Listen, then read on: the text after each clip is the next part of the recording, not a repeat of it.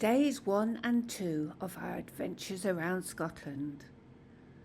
We had a few unfortunate surprises on day 2, but we'll tell you about those later. The first train we caught was a little delayed. We hope this wasn't setting the trend for future journeys on our adventure.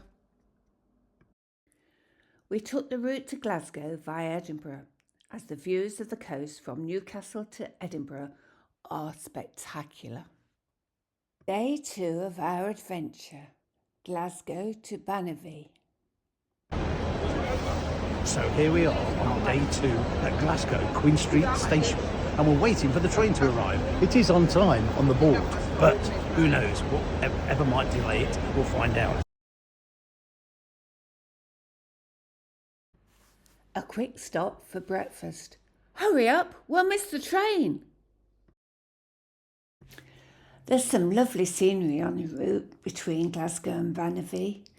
It was a pity it was drizzling, but it didn't stop our enjoyment. The train had been quite busy until we split off. The front of the train going to Oban and the back, where we were, went on to Mallaig. Neither of us realised the Western Highland Line was predominantly a single track, with passing loops only at some stations. This meant a delay in one train going one way passed on to a train coming the other way, as they both had to wait for each other at certain passing points, and it meant a lot of operational challenges. We've stopped here for 15 minutes because we were delayed earlier when we split off at Oban. Well, that was close. Got all this way to Banavie and then we couldn't get off the train. We had to rush down 2 garages to the end, or the middle actually, and then we finally got let off by one of the attendants. Whew, close.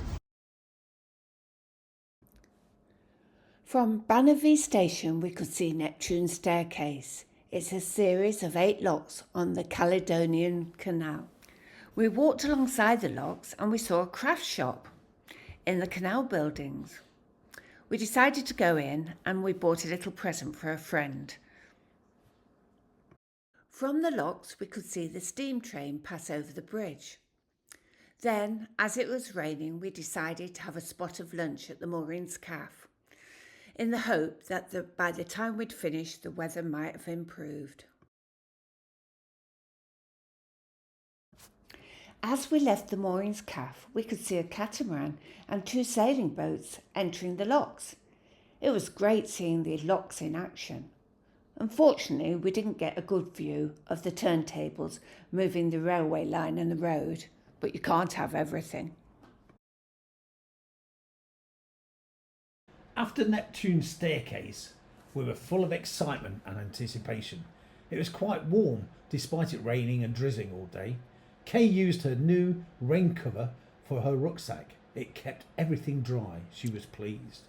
We decided there wasn't a bus or train at a suitable time, so we walked to Fort William. This was approximately 3 3/4 miles. The walk took us past the old Inverlochy Castle, which is closed at the moment for repairs following recent battles of the local reenactment group, which had taken its toll with too much gunpowder in the breach probably. Nearing Fort William, Google Maps suggested we cross the Belford Road.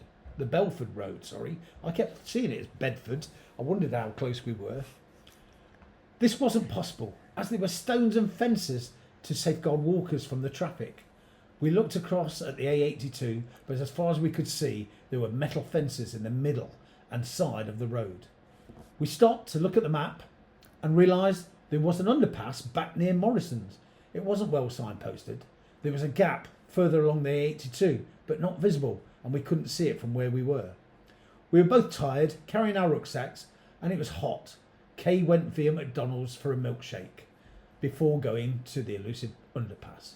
Brian went for the gap in the fence, which wasn't as far away as he first thought. To top it all, when we both arrived at the accommodation, we found we had messed up. We had booked a twin room, which consequently had 2 single beds instead of a double bed, with a wall-mounted table between them.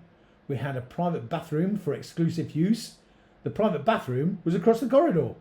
Admittedly, it was for just us, and we had a key, but it required semi-covered 3-foot dash to the shower and loo when the urge came.